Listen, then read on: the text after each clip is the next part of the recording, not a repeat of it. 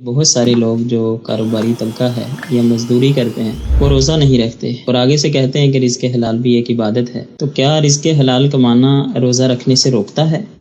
جو محنت مزدوری کرتے ہیں اور اس کو بہانہ بناتے ہیں کہ رزق حلال عبادت، بے شک عبادت ہے، مگر کب کون سی عبادت کس طرح کس وقت کرنی ہے تو علماء بتائیں گے نا بھائی۔ اگر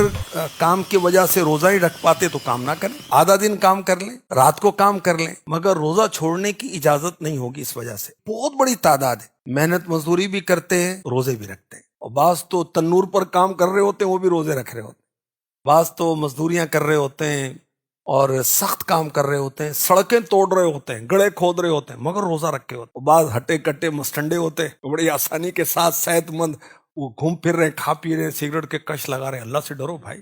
اللہ نے روزے فرض کیے، اسی نے پیدا کیا، اسی کی طرف پلٹ کر جانا ہے۔ روزہ چھوڑنے کی کب کب اجازت ہے، اس کی تفصیل کے لیے فیضان رمضان امیر اہل سنت کی کتاب پڑھنے کا مشورہ دوں گا، اور کوئی ذاتی کوئی خاص ایسا معاملہ ہو تو دارالفتہ اہل سنت سے آپ شرعی رہنمائی لیں۔